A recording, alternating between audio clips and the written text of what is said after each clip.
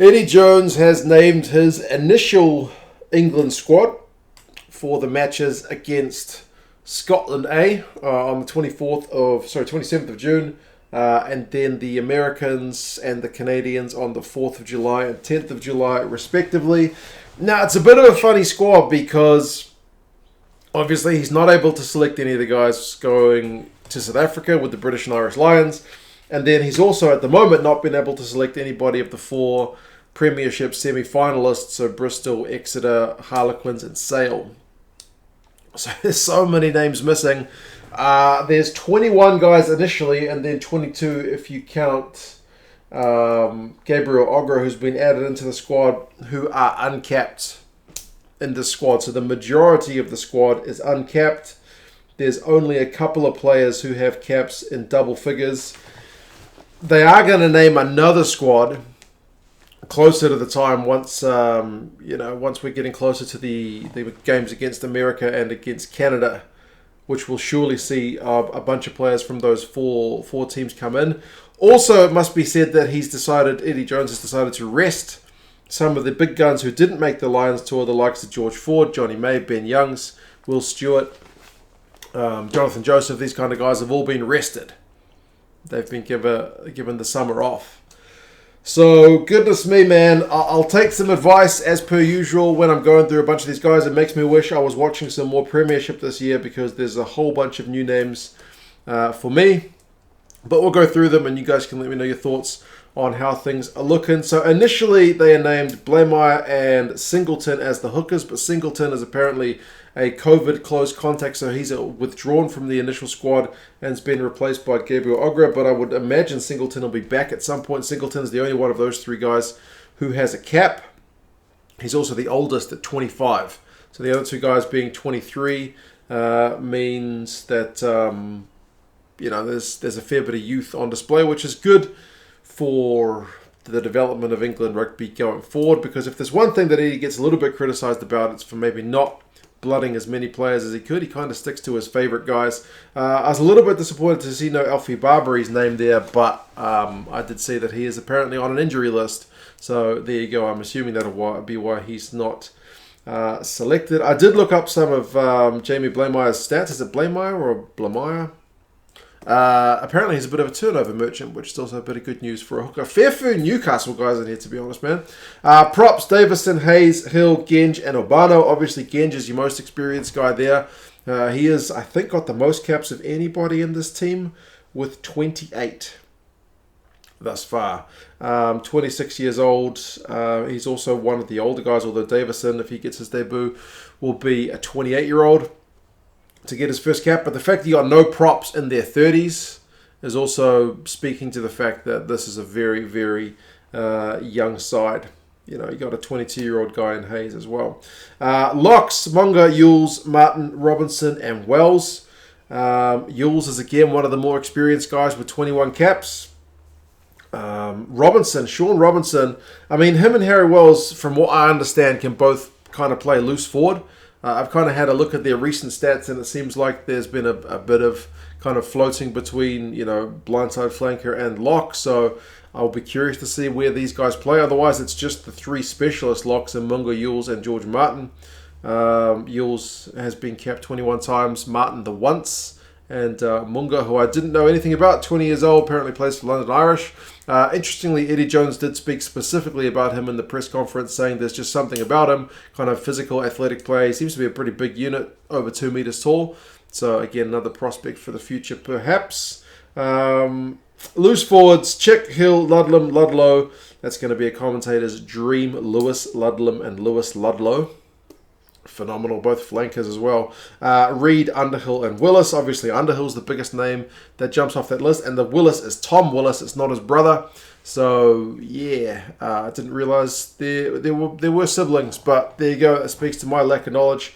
The only capped guys are Underhill, Ludlam, and Ted Hill. The other guys are all fresh faces to the England squad.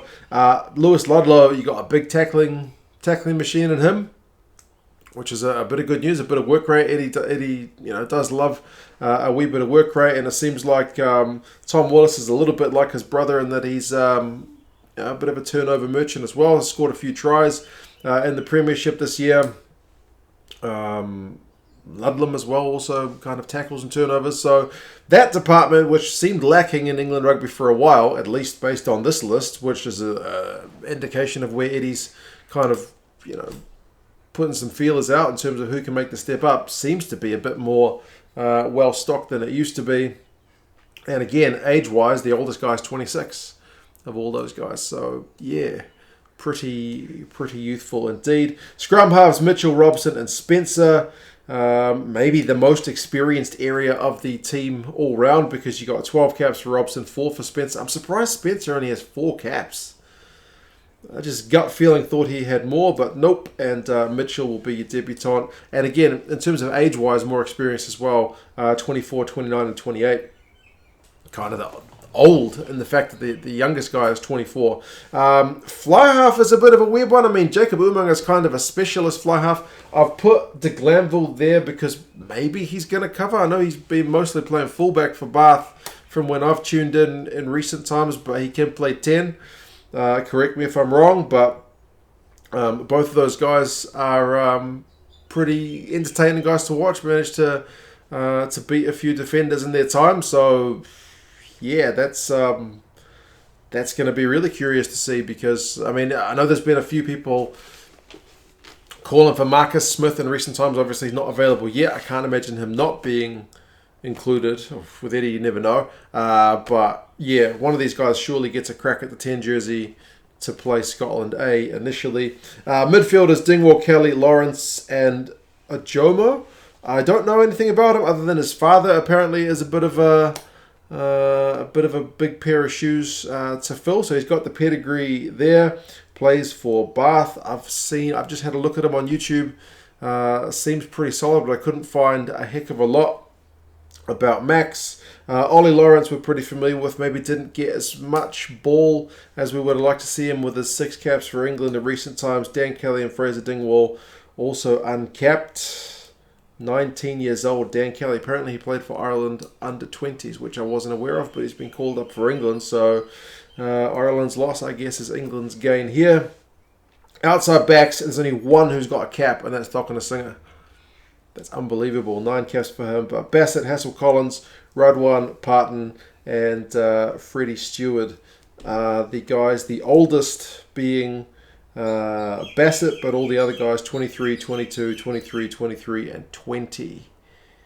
Yeah, there's surely some excitement and some try scoring hopefully coming from the likes of Bassett. He's got 9 tries in the Premiership this year. Hassel-Collins is the top clean break man in the Premiership. Parton is the second guy for run meter. So I had a wee look up at some of their stats. There seems to be a bunch of guys in their mid to early 20s who Eddie wants to have a look at, which can only be a good thing. As I said, with Eddie, you kind of know his standard picks that he uses relatively time and time again. He does kind of shift guys in and shift guys out. They did mention in the press conference, or it was in a subsequent interview, that using times like this in the past has unearthed guys like Underhill and Tom Curry. So maybe there's likewise performances to come out of some of these guys. It is going to be hard to tell against the US and against Canada. It's not quite the caliber that maybe it would have been on a tour of Argentina, but still, we need to give those teams the credit that they're due. Scotland A is first up. Remember, there'll be an influx of guys from those 4 semi-finalists, 4 semi-finalist teams. But it will be fascinating to see some of these guys get a crack. As I mentioned, there's a few guys injured. Ezekwe, I'm not sure what the deal is with him. Is he on the outer? Because wasn't he loaned out to Northampton? He should be available as far as I'm aware. Mercer, I know, is going to France, so he wouldn't be on the list. But it's an interesting squad. I think in all likelihood we'll be having a look at a second England squad once we get the players from those 4 teams. It will be, as I mentioned, a fascinating one to watch as to who gets rested and who gets chosen. Eddie's obviously casting the net pretty wide at the moment, looking for some youth and experience. And you never know what these guys are going to be like, what the chemistry is going to be like between the guys, how they'll interact with each other off the field, especially with the COVID situation, meaning they'll likely be spending a lot of close time together. So Eddie is a bit of a details man, and he'll be watching carefully how these guys interact. So they'll need to mind their P's and Q's. And, yeah, get some time in England's jersey. I don't know. As I mentioned, please, you guys who are hardcore Premiership fans, do drop some tips and recommendations about who we should be keeping an eye out for. Who do you think probably makes way once we get kind of towards the business end of the July games? And which of these guys do you think go on to play the States and Canada? But anyway, you guys let me know your thoughts. And yeah, I'll talk to you again soon. See you later.